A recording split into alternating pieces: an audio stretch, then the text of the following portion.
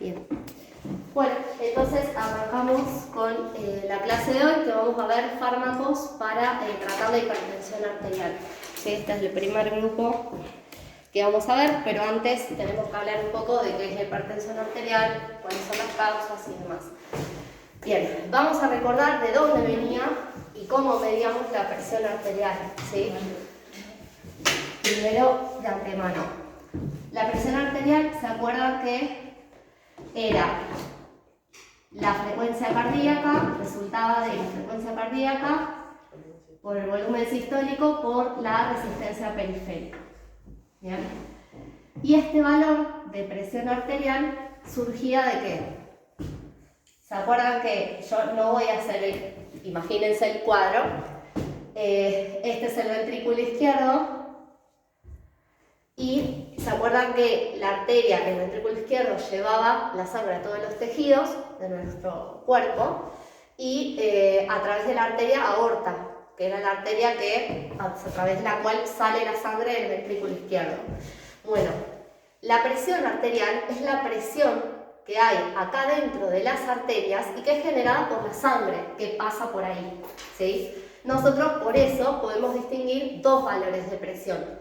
La presión, el valor de presión arterial sistólica, que corresponde a qué momento, momento en el cual el ventrículo izquierdo está en sístole, está contrayéndose, entonces bombea la sangre. Y como hay mucha sangre acumulada en la arteria, que después va a ir fluyendo, pero acá va a haber mucha en un principio, entonces esta presión sistólica va a ser alta.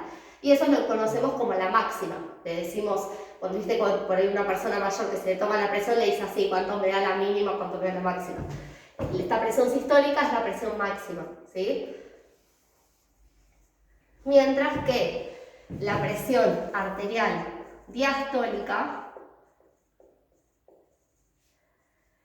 corresponde a la presión que ejerce la sangre que está en la arteria, pero luego, una vez que ya el ventrículo izquierdo se empieza a relajar. Luego de contraerse y mandar toda la sangre, los ventrículos se van a empezar a relajar. Bueno, la sangre que queda residual, que puede haber quedado acá en la arteria, va a ejercer una presión que se la denomina presión diastólica, o es la mínima, ¿sí? Bien. En una persona normal, ¿sí? Joven, adulto, sano, el valor de presión arterial normal, ¿sí? Figura o ronda entre 120 milímetros de mercurio para la presión arterial sistólica y 80 milímetros de mercurio para la presión arterial diastólica, ¿sí? La máxima y la mínima, ¿sí? Bien, entonces, ¿cómo se define, dicho esto, la hipertensión arterial? Se define como una elevación crónica o sostenida en el tiempo de la presión arterial, ya sea la presión sistólica y diastólica, o sea, ambos valores de presión por encima de los niveles normales, o uno de ellos, ya sea la presión sistólica o la diastólica. En cualquiera de los tres casos hablamos de hipertensión, ¿sí? Ahí tenemos la definición, ¿sí?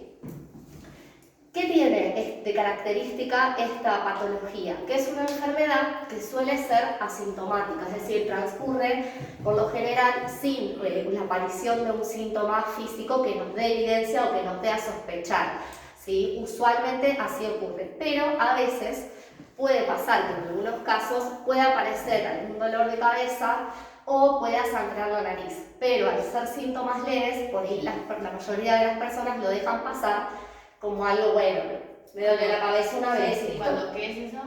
Claro, por ejemplo, cuando una persona tiene hipertensión, la hipertensión no da síntomas, o sea, no produce síntomas por lo general, entonces es una enfermedad silenciosa, porque vos no te das cuenta que la tenés, ¿sí? Hasta que se producen consecuencias de tener hipertensión. ¿Qué viene a ser alta?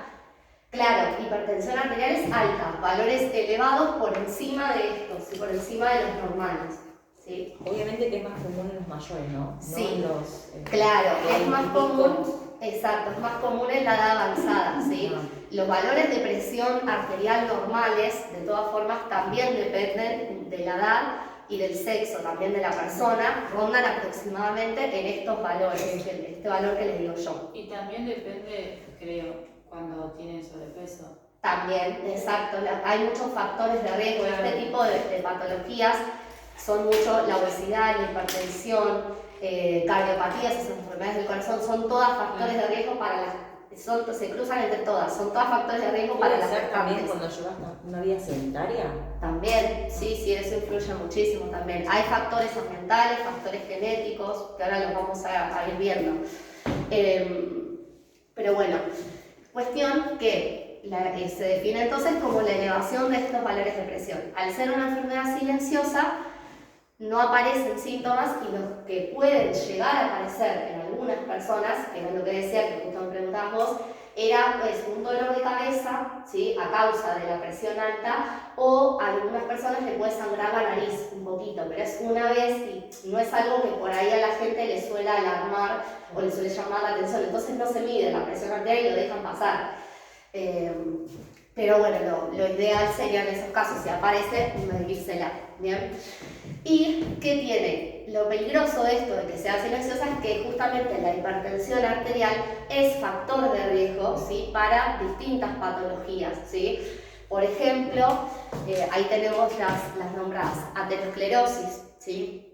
La aterosclerosis es una patología en la cual se forma una placa en el vaso sanguíneo, ¿sí? Supongan que este es el vaso. Se forma una placa que se llama placa de ateroma en la pared del vaso y que se va haciendo cada vez más grande y que obstruye el flujo de la sangre. ¿Bien? Entonces esto depende en qué arteria ocurra, es la gravedad. Por ejemplo, si esto ocurriera en una arteria que irriga o que lleva sangre al corazón, el corazón no recibe sangre y ahí se produce el infarto. ¿Es como decir una vena tapada? Claro, sí. Usualmente lo que suele ocurrir es que se acumulan arterias, más que en venas, pero sí. Son como si fueran no trombos porque no son de coagulación de células, sino que es lípido. Cuando esto se forma por ahí cuando uno come muchos lípidos, cuando uno come mucha grasa, la gente obesa también está predispuesta a tener aterosclerosis también. Pero bueno, la hipertensión también es factor de riesgo para la aparición de estas patologías.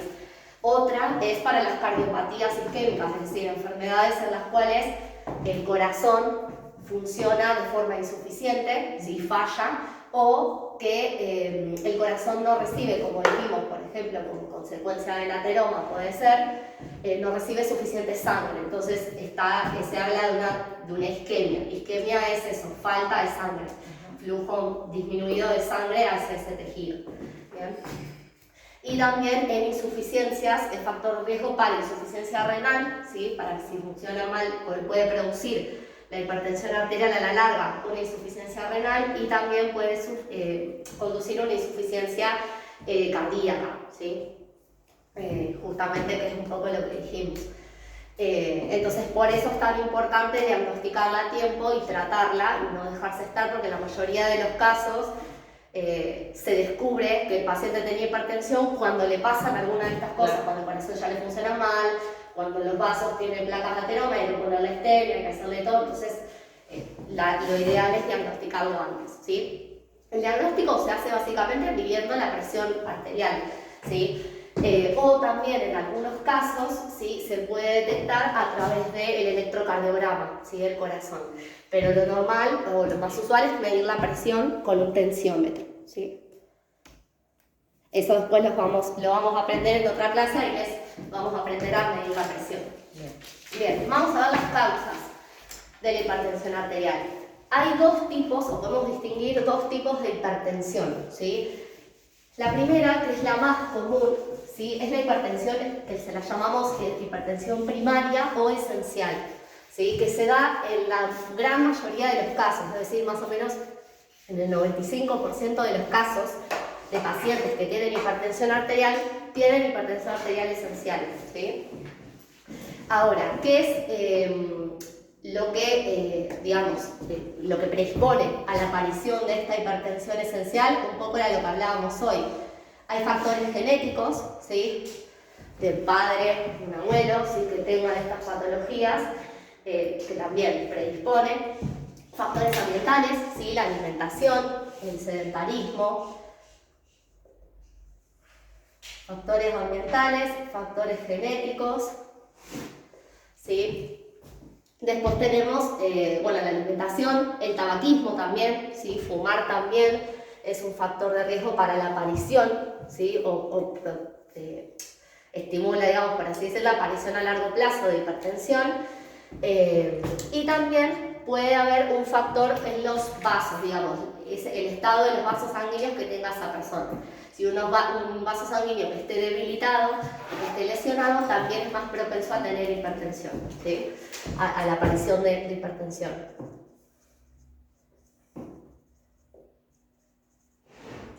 Bien. Y el otro tipo de hipertensión arterial, que es la que se da en la menor caso, digamos, en la menor cantidad de personas, más o menos el 5% restante, es, sí, ¿Qué es vaso qué? vasos lesionados. Bien, y el otro tipo es el de hipertensión, se la llama secundaria, hipertensión arterial secundaria.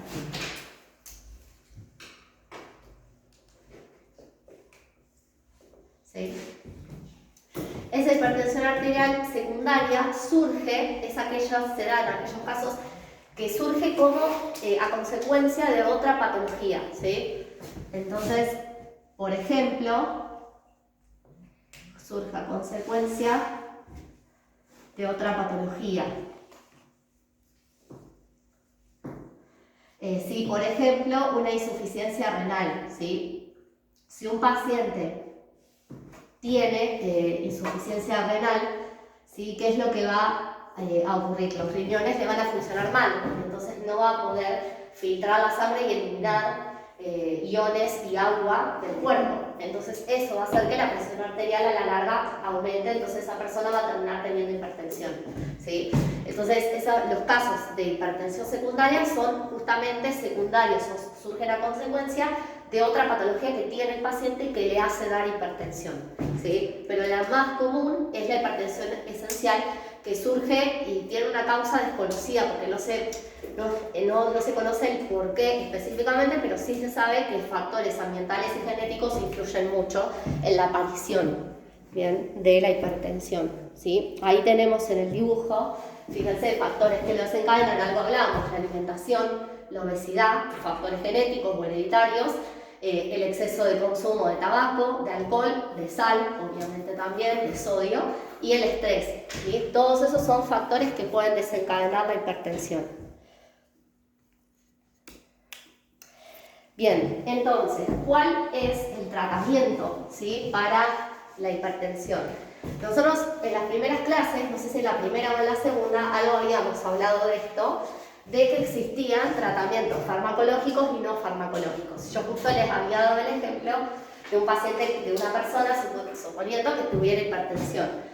El tratamiento no farmacológico, ¿sí?, habla de medidas, ¿sí?, aquellas medidas que no sean tomar un medicamento que ayudan a la patología. En este caso, tratando de la hipertensión, ¿sí?, ¿qué medidas podemos o debe adoptar el paciente? No consumir sal,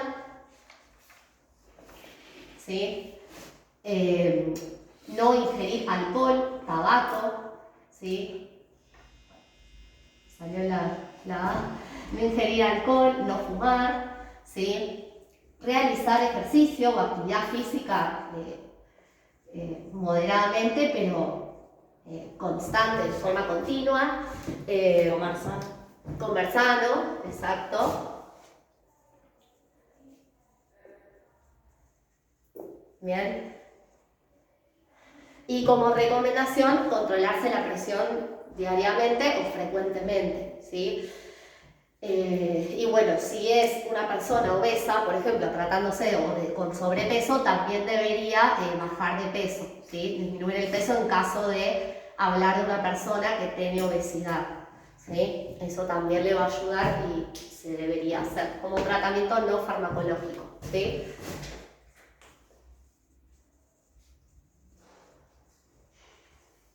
Bien. Ahora, por otro lado, ¿sí?, esto obviamente para una persona que tiene diagnosticado hipertensión no es suficiente, sí vamos a tener que requerir el tratamiento farmacológico, ¿sí? Y acá es donde vamos a ver qué medicamentos existen para tratar la hipertensión, ¿sí? Ahí están nombrados los grupos de medicamentos, ¿sí? Yo los vamos a nombrar y después los vamos a ir desarrollando uno a uno. Uno son los diuréticos, ¿sí? Fármacos que tienen acción diurética, ¿sí? Que le ayuda al riñón a eliminar agua, ¿sí? Aumentar la diuresis, ¿sí? Sería la cantidad de orina expulsada, ¿sí? Sí, como la furosemida. Claro, exacto, la furosemida es un diurético también. Ahora en este último tiempo no se usa tanto para tratar la hipertensión, se usa más la hidroclorotiazida, que es la que yo les nombro ahora, que es la más conocida. Hay muchos fármacos diuréticos, nosotros vamos a ver esa porque es la más común y la que más se usa para la hipertensión, pero los diuréticos tienen otros usos también, dependiendo de cuál. Profe, ¿la 4 qué dice? ¿Está acá? Sí. Alimentación sana.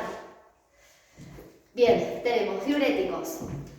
Otro grupo de fármacos son los inhibidores del eje que vimos antes, renina, angiotensina, aldosterona. Yo lo pongo así abreviado, pero es renina, angiotensina, aldosterona.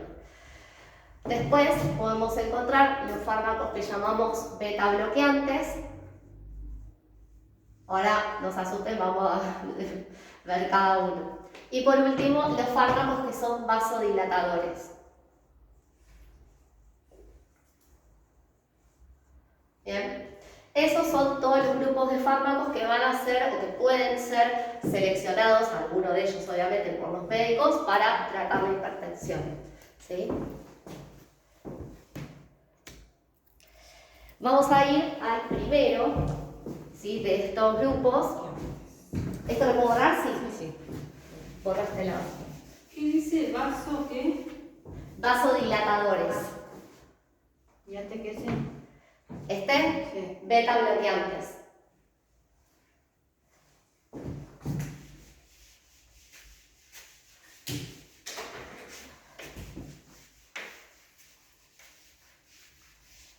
Bien. Bien, entonces vamos ahora a hablar del primer grupo que se los conoce como IECA, abreviado, se los conoce así. ¿Sí? ¿Esto qué quiere decir? Inhibidores de la enzima, que esta ya se la nombré, convertidora de angiotensina. ¿Sí? Se abrevia como ECA, por eso la abreviación IECA, inhibidor de la ECA. ¿Bien? ¿Esto lo puedo borrar? Sí. Así hago el eje. ¿Se acuerdan del eje renina, angiotensina, aldosterona? Que yo se los expliqué, que lo vimos en renal. Bueno, esto es de importancia para entender cómo actúan o por qué bajan la presión arterial estos fármacos, ¿sí? Recordemos, ¿se acuerdan que nosotros teníamos el angiotensinógeno en la sangre, ¿sí? La renina, que se sintetizaba en el riñón, ¿sí? El riñón sintetiza renina, que permite la conversión del angiotensinógeno en angiotensina. Y esta angiotensina 1 se convertía en angiotensina 2, ¿sí? La cual hacía dos cosas.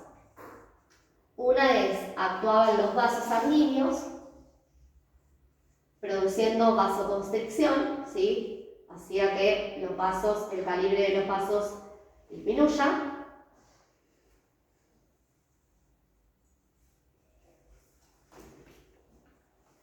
Y por otro lado, estimulaba la síntesis, aumentaba la síntesis de aldosterona. Bien.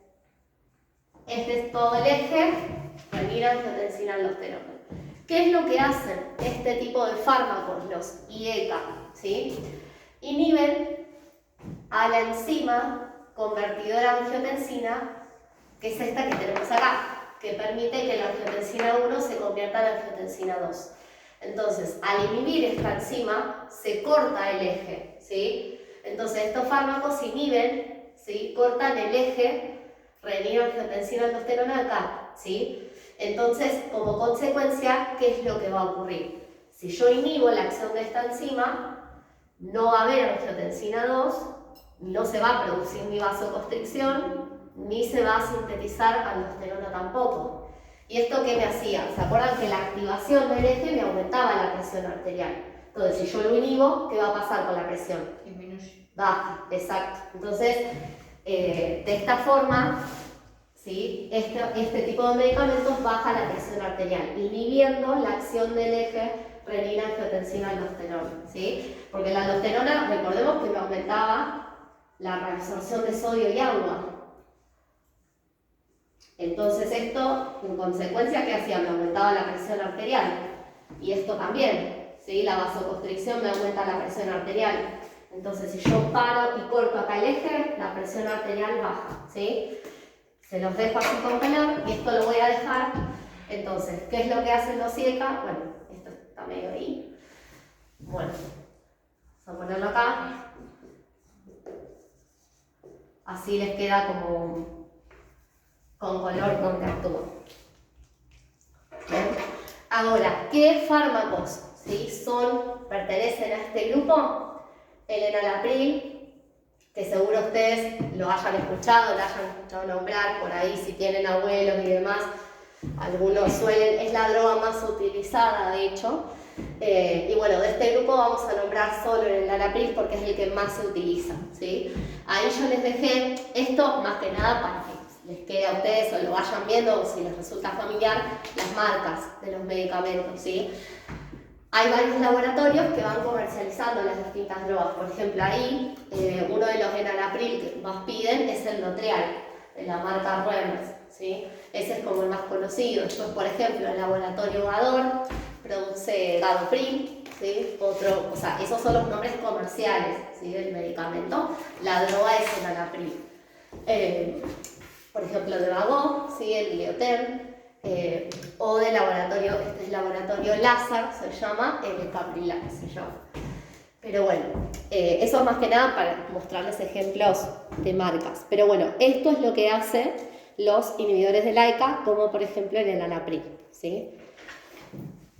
Hay otros de este mismo grupo que se llaman, ahí los tenemos, lisinopril y ramipril. Fíjense que la mayoría de los casos se cumple que los grupos de medicamentos todos tienen alguna nomenclatura similar. Por ejemplo, estos fíjense que terminan en pril, todos del mismo grupo, ¿sí? Pero bueno, el más importante acá es el enalapril, ¿sí? Si ustedes se tienen que aprender uno, enalapril. Ese es, por lo menos, aprendense ese solo, después el resto, estos dos, no se dispersan tanto, el más común es el enalapril. Sí, creo que eso me dijo mi amiga que la medicaron porque ella estaba con un tema de presión y creo que era ese que me dijo. Claro, que le dieron enalapril. Ahora que lo escucho me parece que era ese que me dijo. Claro, y ahora hay otros también un poco también comunes, por ahí les van a sonar también si los han escuchado. Bueno, ¿cuáles son las indicaciones? Bueno, obviamente se usan para la hipertensión arterial. ¿Cuáles son los efectos adversos, ¿sí? Que pueden aparecer con la administración a las dosis terapéuticas de este medicamento, el enalapril? Suele dar como efecto adverso característico, y es por ahí el que más suele aparecer, es la tos, ¿sí? Es una tos seca que no tiene expectoración, o sea, no expectora, no tiene flema, por eso se dice que es seca, y también suele dar alergia cutánea, ¿sí? Esos dos, o rash cutáneo en la piel, ¿sí? Esos dos efectos son los más comunes y que por ahí son los que les resultan más molestos a las personas cuando aparecen, ¿sí? También puede llegar a dar cefalea, ¿sí? Y dolor articular, pero la tos seca y las alergias son los más frecuentes que aparecen, ¿sí? Y tenemos las contraindicaciones, ¿sí? Estos medicamentos hay que tener cuidado, el médico, eso lo va a evaluar el médico obviamente, pero no todos estos medicamentos se pueden administrar, por ejemplo, en embarazadas. De hecho, Este grupo de medicamentos, el enalapril, está contraindicado, ¿sí?, en el embarazo y en la edad fértil, ¿sí? En el embarazo, ¿por qué? Porque pueden producir la muerte del feto, ¿sí? Y también están contraindicados en insuficiencias coronarias, es decir, insuficiencias cardíacas o patologías del corazón, ¿sí? O sea que estando embarazada no puedes tomar nada de nada. Hay un antihipertensivo puntual que se usa en embarazadas, yo no se los doy porque por ahí no es tan común, se llama metildopa. Ese es el que se les da a las embarazadas si tienen, sobre todo, igual a las embarazadas sí hay que dárselos porque hay una patología que es muy común y frecuente que es la preeclampsia, que a las mujeres embarazadas le agarran presión, hipertensión, que se la llama así preeclampsia, pero se trata y después se corrige. Una vez que la mujer tiene al bebé ya vuelve a ser normotensa. Se puede agarrar también después de tener al bebé. Sí, también. También. Diabetes también, Sí, gestacional también. Sí, eso lo sabía. Bueno, vamos a ir al segundo grupo. Ay, ya se me está hablando. Vamos a ir al segundo grupo de medicamentos que se los abrevia ARA2, ¿sí? Ahora vamos a ver por qué. ¿Cuáles son, sí? ¿Cómo se llaman esos medicamentos? Losartán, este también es súper conocido. Seguramente capaz a alguno le suene, valsartán y candesartán. Estos se usan un poco más, es decir, por ejemplo, el losartán y el valsartán, de los tres que están ahí, son los que más se usan, ¿sí? Fíjense también, acá se cumple la misma nomenclatura, todos terminan. ¿Ese ahí abajo qué dice? Acá Arriba de eso. aumenta la síntesis de aldosterona y aumenta la reabsorción de sodio y agua. Bien, losartán, valsartán, candesartán. Estos dos son los más comunes, ¿sí? Ahora, ¿cómo o por qué bajan la presión este tipo de medicamentos? ¿Qué hacen los ARA2? Vamos a, yo les voy a ampliar, hacemos como una ampliación de esta imagen del vaso sanguíneo, ¿sí?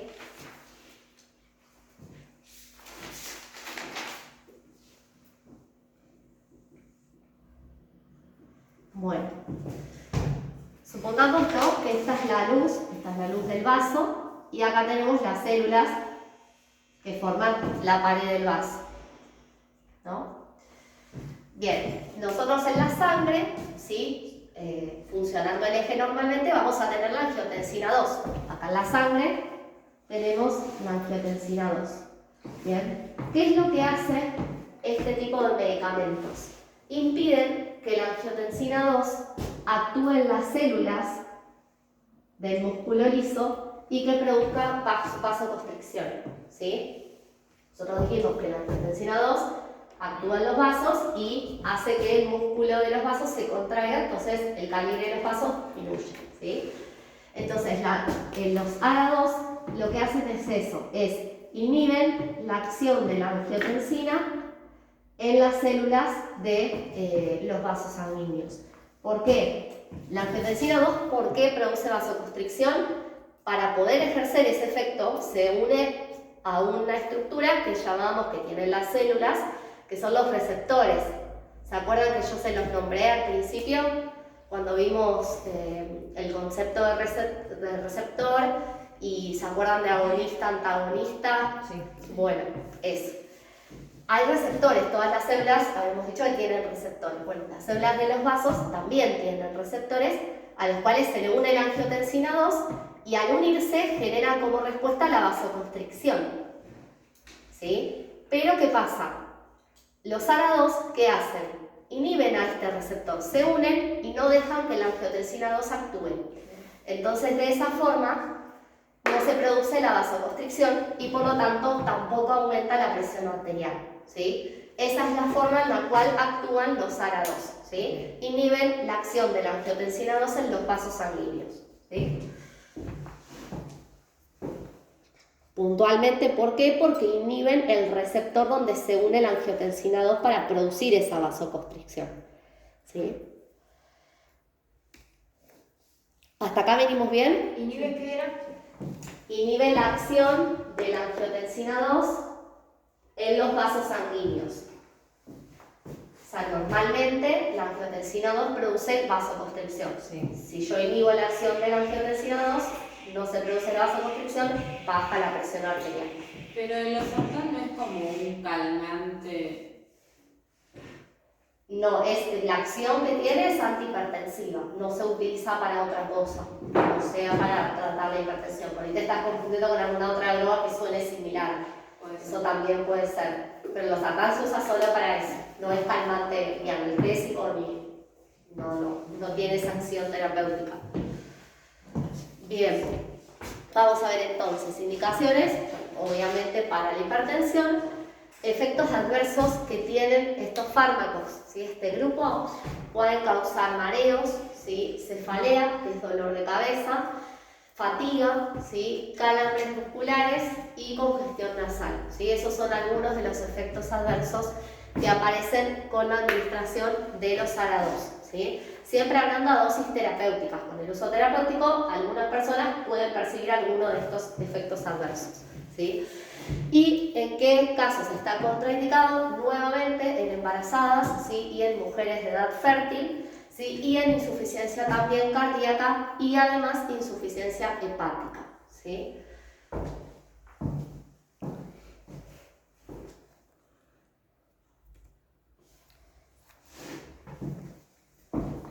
Bien. Vamos a ir, ahora puedo borrar esto.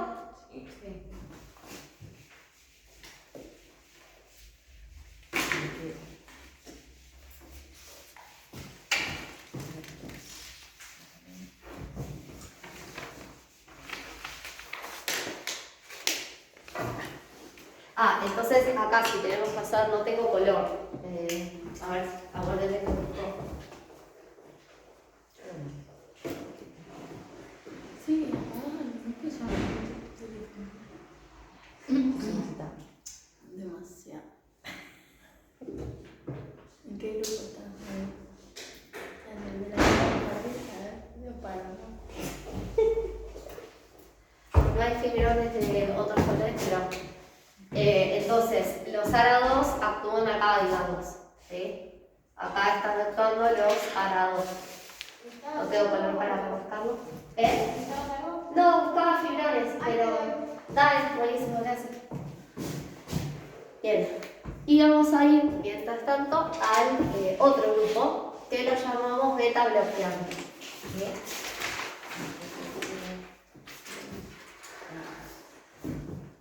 Bien, ¿cuáles son? Estos sí no les puedo decir cuál se usa más porque se usan todos los que están nombrados ahí. Suenan también bastante parecidos y el primero es como un trabalenguas. Propranolol se llama el primero, que está en la lista. Gracias. Sí, nosotros siempre te sale propranolol. Si lo dicen, vas a ver que se comen una R siempre. Propranolol. Propranolol.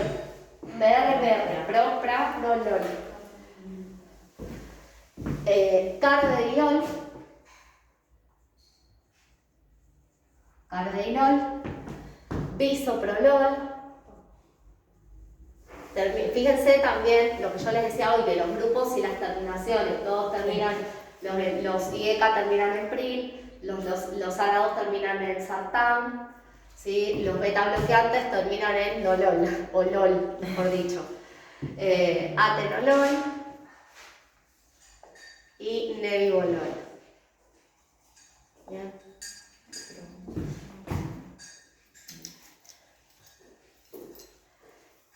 Bien, ¿cómo o qué es lo que hacen? ¿Sí? O cuál es el mecanismo de acción de por qué bajan la presión arterial los beta bloqueantes? Hacen dos cosas los beta bloqueantes. Una, que es el motivo por el cual bajan la presión arterial, es disminuir la síntesis de renina.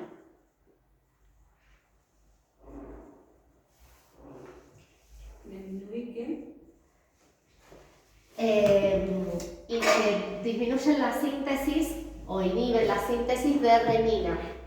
¿Sí? ¿Se acuerdan que es la hormona que permite, que es parte del eje renina-angiotensina-aldosterona, impide que las células del riñón sinteticen renina. Eso es lo que hacen, ¿sí? Y el motivo por el cual los beta bloqueantes bajan la presión arterial, ¿sí? Entonces, al inhibir la síntesis de renina, se inhibe la acción del eje y eso me hace que baje la presión arterial. Otro efecto que tienen los beta bloqueantes es sobre el corazón, ¿sí? Digamos en el corazón, es bajar la frecuencia cardíaca y el volumen sistólico, ¿sí? El volumen de sangre.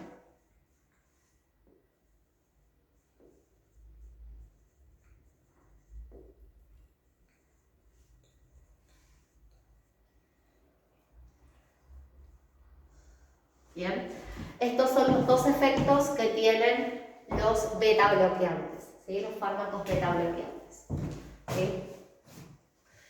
Bien, ¿y cuáles son las marcas? ¿Sí? Ahí tenemos, por ejemplo, hay un millón, ¿sí? Por ejemplo, el bisoprolol, uno muy conocido es el Corbis, también de Reumers, ¿sí? Por ejemplo, el atenolol, hay una sola marca que es el Legador, que es el más conocido, Laboratorio Azul.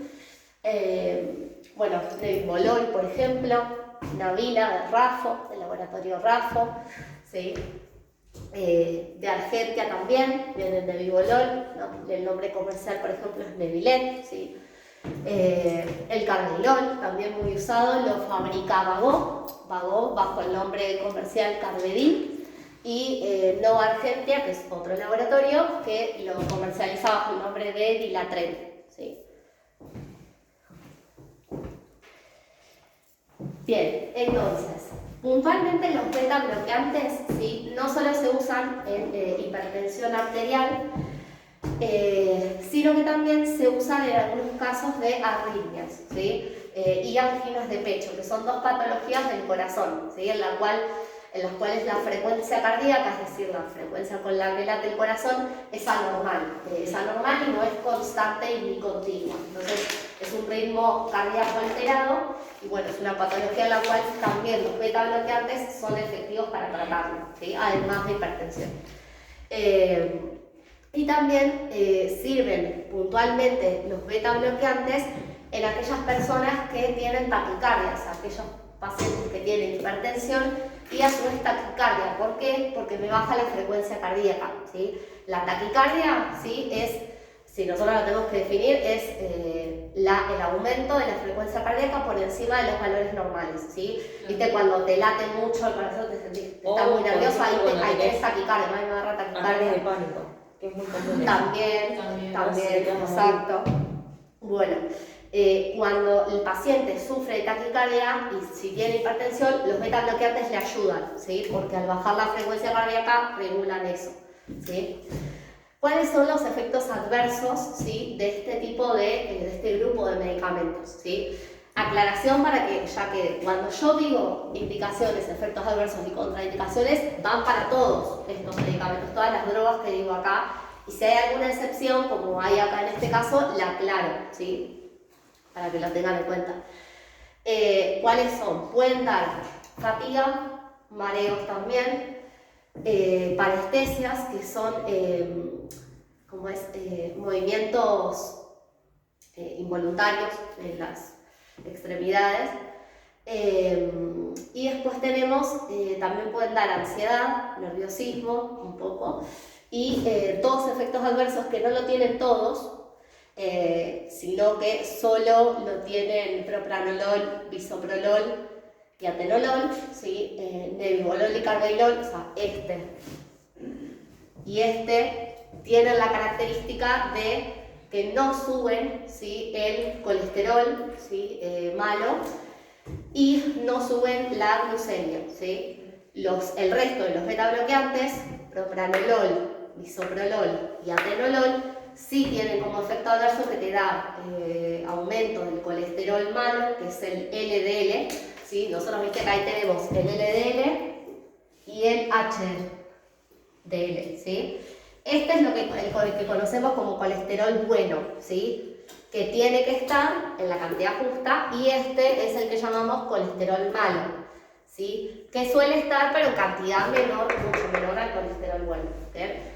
Lo que hacen en los beta bloqueantes es subir el malo y bajar el bueno, entonces me sube el colesterol, entonces eso es un efecto adverso también, y suben la glucemia, o sea, la concentración de glucosa en la sangre, ¿sí? Esos son los dos efectos adversos por ahí más importantes en la salud de la persona, pero no lo producen carvedilol y nebivolol, ¿sí? Y están contraindicados también, ¿sí? En el embarazo, ¿sí? Hasta ahora todos los fármacos que vimos estaban contraindicados en el embarazo, y también están contraindicados en casos de asma, en pacientes que tienen diabetes, ¿sí? Y cuando hay una insuficiencia cardíaca y hepática, ¿sí? En cualquiera de los dos casos, ¿sí? Y renal también. Bien. Cuando nosotros, cuando decimos contraindicado, ¿qué quiere decir eso? Que la administración de este tipo de medicamentos en pacientes que tienen esas patologías lo agravan, ¿sí? Si yo administro un fármaco de este tipo, un beta bloqueante a una persona que tiene una insuficiencia cardíaca, una insuficiencia en el corazón, le hago peor, ¿sí? Complico más esa insuficiencia, ¿sí? Y el paso de la medicación. Claro, si me paso, sino si administro ese tipo de medicamentos, ¿sí? Si yo administro un beta bloqueante a la dosis terapéutica, ¿sí? En un paciente, por ejemplo, que tiene insuficiencia cardíaca, o sea, que el corazón le funciona mal, si yo le administro puntualmente este medicamento por el mecanismo de acción, por la acción que tiene, le hago peor, ¿sí? Hago que el corazón funcione más mal de lo que ya estaba. Eso es contraindicado, o sea que no se recomienda su uso en pacientes que tienen determinadas condiciones, en este caso determinadas patologías, ¿sí? Entonces no se recomienda en pacientes que tienen estas enfermedades o distintas condiciones, como el embarazo. Bien. Vamos a ir al grupo de los vasodilatadores, ¿sí?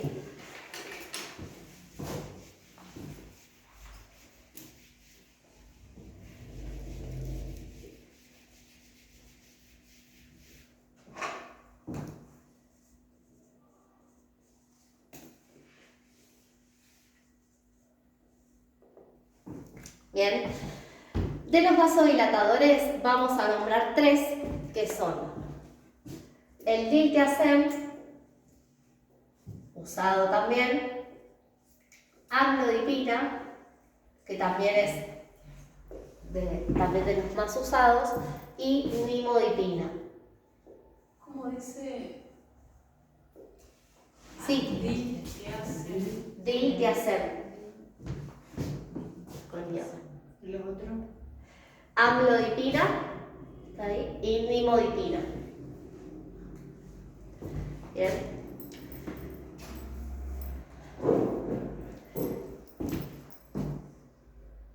Bien. Este grupo de fármacos, ¿sí? ¿Cómo bajan, ¿sí? La presión arterial o por qué sirven para tratar la hipertensión? Ya el nombre del grupo medio que lo canta. Justamente produce vasodilatación en los vasos sanguíneos, ¿sí? Entonces eso es lo que hace que baje la presión arterial, ¿sí? Si recordamos, ahí está la ecuación. Entonces, el mecanismo es inhibir, la contracción sería del músculo liso, la contracción del músculo liso de los vasos, generando, por lo tanto, vasodilatación. Bien, eso hace que disminuya la resistencia periférica, ¿sí? Y por lo tanto me baja la presión arterial, ¿sí? Bien. Ese es el mecanismo por el cual bajan la presión arterial. ¿Qué característica tiene este grupo de medicamentos que lo diferencian de todos los que vimos anteriormente? Que este grupo no son antihipertensivos, sino que son hipotensores. ¿Qué quiere decir esto? Que si yo administro, ¿sí?, este tipo de medicamentos, si alguno de estos tres, en una persona sana, también le va a bajar la presión. En cambio, los que son medicamentos antihipertensivos, que son todo el resto, si los toma una persona que es sana, no le va a bajar la presión, no le pasa nada. Solo le baja la presión a aquellos pacientes que lo tienen alta. Por eso se dice que son antihipertensivos. Bajan la presión cuando está alta, ¿sí? En cambio, estos que son hipotensores bajan la presión independientemente de si el paciente tiene la presión alta o no. Entonces, si yo lo tomo ahora, que soy normotensa, o sea, que tengo la presión arterial en valores normales, me va a bajar la presión. ¿Sí? Igualmente, si me tomo cualquiera del resto, ¿sí?, el Anapril, losartán, a una persona normal no le hace nada, ¿sí? Perdón, profe, ¿me esto que dice abajo? ¿Esto? Sí. Inhiben la contracción del músculo liso de los vasos, generando por lo tanto vasodilatación. Entonces eso hace que baje la resistencia periférica y por lo tanto me baja la presión arterial. Bien, ¿cuáles son las marcas, sí, que existen? Tenemos, por ejemplo, Incoril, que es el diltiazem del laboratorio Avon, por ejemplo. También Ruemers lo hace, ¿sí?, que se llama Calix Cronos. Y después tenemos, por ejemplo, la nifedipina, que es otra droga que no está nombrada acá, pero también es otro ejemplo, del laboratorio Elea y laboratorio RAF, ¿sí? Pero con que se acuerden el diltiazem y la amlodipina es suficiente, ¿sí? Bien. ¿Hasta acá alguna duda? Creo que venimos bien. Ok. Creo que venimos todos bien. Ok. Vamos con el que sigue. Con el que sigue no. ¿Cuál es el último? Creo que ya está, ya di todos. Vamos a ver las indicaciones. Bueno, se usa para hipertensión. Los vasodilatadores también se usan para arritmias, ¿sí? Igual que los betabloqueantes, también lo pueden usar, se usa en arritmias. ¿Cuáles son los efectos adversos? Acá tenemos un poco dividido porque el diltiazem tiene ciertos efectos adversos y la amlodipina y la nimodipina tienen otros diferentes, ¿sí? Vamos primero con estos dos, ¿sí? Todos estos efectos surgen a consecuencia de producir esa vasodilatación, a consecuencia del efecto que produce el medicamento en mi cuerpo, ¿sí? Por ejemplo, el edema se define como una acumulación de líquido en los tejidos, ¿sí? En los distintos tejidos. Eso lo producen, ¿sí?, pero pueden llegar a producir edema por la vasodilatación, o sea, a causa de la vasodilatación, el líquido o el de la linfa de la sangre que está el líquido de la sangre que está en esos vasos pasa a los tejidos, ¿sí? Entonces se produce edema, ¿sí?, acumulación de líquido en los tejidos. También se produce rubor facial, ¿sí? Eso también se debe a la vasodilatación en los vasos que irrigan la piel. Entonces por eso da ese rubor, esa coloración rojiza también. Y puede dar cefalea, ¿sí?, también a causa de la vasodilatación en los vasos que irrigan el cerebro. Entonces acá arriba también produce vasodilatación y eso genera dolor de cabeza, ¿sí?, también. También sí, producen, que es otro efecto adverso característico de los vasodilatadores, taquicardia, ¿sí? Hace que aumente la frecuencia cardíaca, ¿sí? Entonces esos son los efectos adversos característicos, ¿sí?, de la amlodipina y la nimodipina, que comparten ambos, ¿sí? La fotofobia hace referencia a la sensibilidad de la luz, ¿sí? Los ojos, por ahí también, si hay mucha luz de día o el sol, le puede generar mayor sensibilidad que una persona normal. Eso es fotofobia, ¿sí? Bien, vamos con el diltiazem. ¿Qué efectos adversos tiene? Náuseas, ¿sí?, puede generar diarreas, ¿sí?, puede generar sed y congestión nasal y también anorexia, ¿sí? trastorno. ¿Cómo? Sí, Bueno. igual de todas formas, cuando yo nombro los efectos adversos, es como todo, depende, la aparición del efecto adverso depende de las características de la persona, Claro. ¿sí? De cada persona individual, y también la frecuencia. Por ejemplo, si uno lee el prospecto hasta de ibuprofeno, vos vas a ver que el laboratorio te marca todo, o sea, capaz evaluó en 1 millón de pacientes y uno le dio, no sé, por decirlo, invento, le dio taquicardia. Entonces te ponen el 1 de millones de pacientes le dio taquicardia. Ellos, claro, los laboratorios tienen que declarar todos los efectos adversos que aparecen, así sean mínimos. Entonces, eso no quiere decir que todos esos efectos adversos los va a tener una persona que toma esa medicación. Puede tener nada, como puede tener alguno de esos, ¿sí? Como puede tener 2 o 3. ¿Sí? Depende, hay una variabilidad de la persona que también influye en la aparición del efecto adverso, ¿sí? Y también que cada efecto adverso tiene distinta incidencia, ¿sí? Tiene mayor incidencia o se ha encontrado que es más frecuente el rubor facial y la cefalea que capaz la fotofobia, ¿sí? Pero lo declaran igual, ¿sí? Hay que aclararlo y avisarlo al paciente, ¿sí? Rubor facial, profe, se refiere tipo a... Enrojecimiento en la cara. rosácea, por ejemplo. Claro, sería como la rosácea. Es que la rosácea sí se produce también porque se vasodilatan sí. los vasos de la piel. Sí, es eso. Y bueno, también están contraindicados en insuficiencia cardíaca, hepática y renal, y en aquellos pacientes que han tenido infarto agudo de miocardio, infarto de corazón, ¿sí? Y vamos con el siguiente grupo, ¿sí? Que son los diuréticos.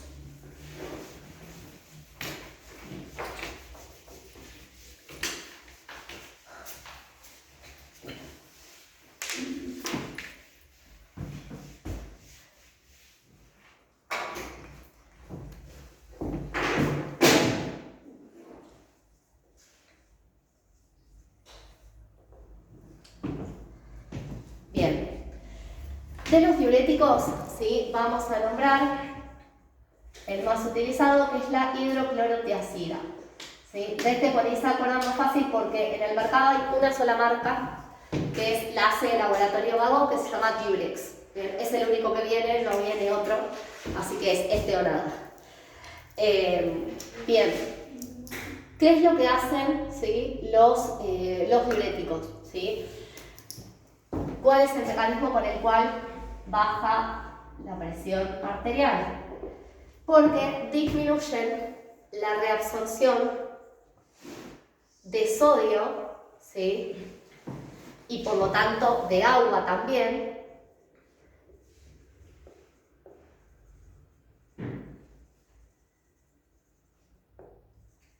de agua, en el túbulo contorneado distal, ¿sí? En la última porción de la nefrona, ¿sí? Entonces, al bajar, ¿sí? La reabsorción, al inhibir la reabsorción de sodio y de agua, ¿qué va a pasar? Con la orina se va a ir más agua y más sodio, ¿sí? Se produce justamente ese efecto de diuresis, ¿sí? El volumen de la orina aumenta, se elimina más agua, ¿sí? De la que normalmente se liberaría, ¿sí? Y también tiene otra característica que es que disminuye o baja la excreción de calcio, ¿sí?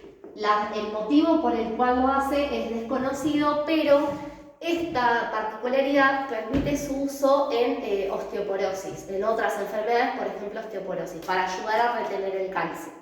Porque si me baja la excreción de calcio, eso quiere decir que tengo más calcio en la sangre. Entonces, en esas patologías donde hay una deficiencia de calcio en los huesos, los diuréticos se ayudan a retener el calcio, el poco calcio que entra o que ingiere la persona, ¿sí? Pero el motivo por el cual baja la presión arterial es esto. Esto me baja la presión arterial, ¿sí? ¿Por qué? Porque básicamente, ¿qué me disminuye? De la ecuación, el volumen sistólico, ¿sí? De la ecuación de presión arterial,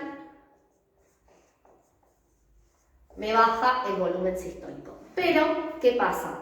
Los diuréticos usados solos, o sea, solo el diurético para tratar la hipertensión no es muy efectivo. ¿Por qué? Porque a largo plazo, este efecto de bajar la presión arterial no es que se deja de producir, pero el cuerpo realiza un mecanismo de compensación con la intención de compensar esta pérdida de agua, que es que activa el eje renina-angiotensina-aldosterona. Es decir, ¿se acuerdan que nosotros vimos un ejemplo en el cual, porque en qué momento, cuál era el estímulo para que se activara todo este eje? Es decir, que arranca acá con la renina, para que se sintetizara renina y se desencadenara todo esto. Una disminución de la presión arterial. ¿Se acuerdan el ejercicio que nosotros vimos que la persona estaba deshidratada y que le bajaba la presión arterial? Bueno, el cuerpo, cuando vos le administras un diurético, está como en esa situación. Pierdo agua, estoy perdiendo agua, bueno, sintetiza renina.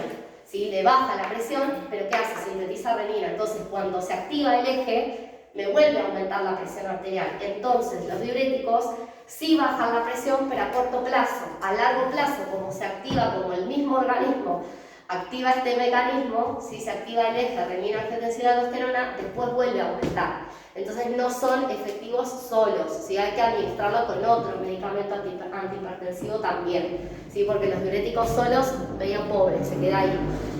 Bien. Pero ayudan, ¿sí? Esto, o sea, el eje se activa para compensar esta pérdida de agua, ¿sí? Y se activa porque con la pérdida de agua baja la presión. Entonces, baja la presión, estímulo, se libera renina y aparece el eje ahí dando vueltas. Bien. ¿En qué casos está indicado? ¿Sí? Está indicado en, obviamente, hipertensión. También se utiliza en edemas, ¿sí? Cuando hay acumulación de líquido en los tejidos, también se usan los diuréticos para aumentar y tratar de eliminar ese líquido acumulado. Y se usa también en osteoporosis, por esto de que les decía que como ayuda a retener el calcio en la sangre, porque disminuye la excreción de calcio en el riñón, se usa también como complemento para la osteoporosis, ¿sí? ¿Y cuáles son los efectos adversos, ¿sí? Que pueden aparecer? ¿Sí? Puede aparecer serostomía. Serostomía significa sequedad en la boca, ¿sí? Falta de saliva, ¿sí? Sequedad bucal. Taquicardia, aumento de la frecuencia cardíaca, ¿sí? Palpitaciones y náuseas, ¿sí? Y también puede llegar a aparecer fatiga y tiene la característica también de, como los beta bloqueantes, de aumentar el colesterol malo y bajar el bueno, y también aumentar la glucemia, ¿sí? Como posibles efectos adversos. ¿Bien? ¿Y cuáles son las contraindicaciones? En el infarto están contraindicados en pacientes que tienen infarto del miocardio, ¿sí? Y en insuficiencia renal y hepatitis, que es una enfermedad del hígado, ¿sí? Infección del hígado. Bien.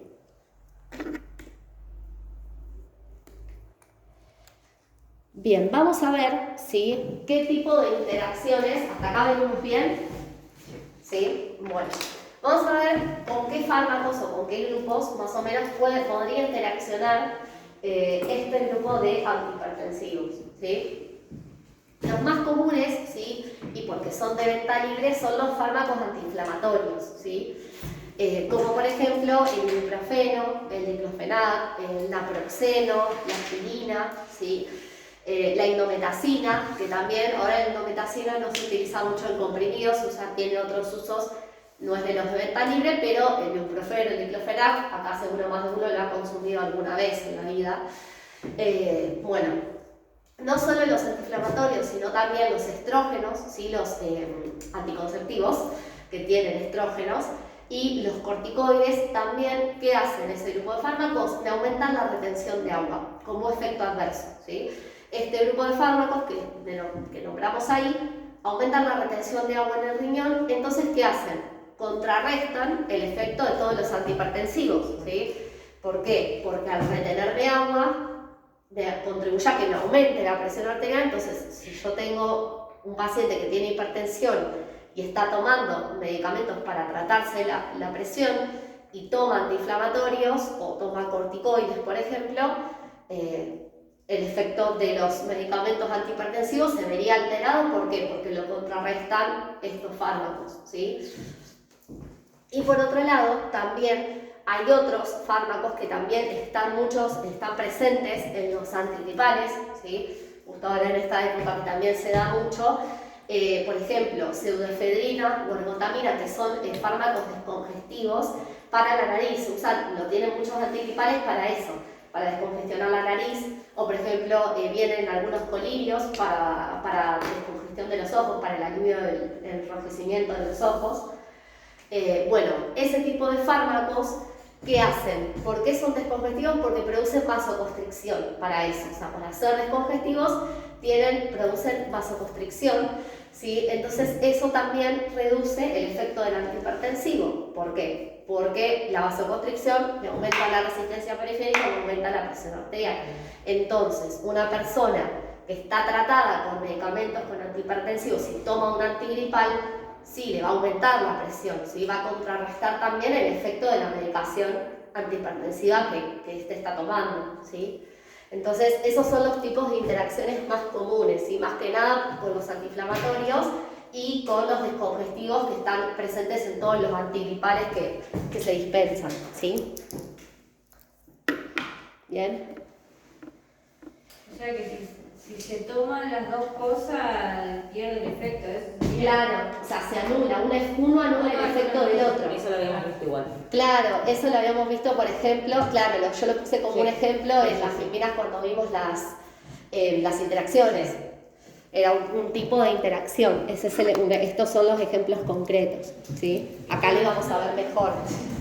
Por ejemplo, no sé. Sí. Vaya. Por ejemplo, yo tomo la anticonceptiva, no sé, a las 8 de la noche y a las 10 de la noche me da un dolor de cabeza que no puedo dormir. Sí, producen cefalea también como efecto adverso también.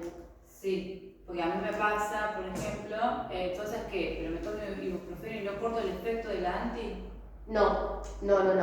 Ese Porque es en el miedo realidad... que tengo, porque por ahí me aguanto un montón de dolor de cabeza o mareos. No. Vos con los anticonceptivos podés tomar antibióticos, podés tomar antiinflamatorios, lo que no podés tomar es antibióticos. Antibióticos no, por una cuestión de cómo se elimina, ¿sí? Cómo se excretan los anticonceptivos. Los antibióticos hacen que los anticonceptivos se excreten más rápido y no llegan a hacer efecto. Entonces, por ejemplo, si vos tuvieras que tomar un antibiótico, digamos, no se garantiza en esa semana que vos tomás el anticonceptivo, no se garantiza la protección anticonceptiva, entonces deberías usar otro método de protección, pero con el ibuprofeno, con antiinflamatorios, sí, eso no hay ningún tipo de problema, no corta el efecto, nada. No.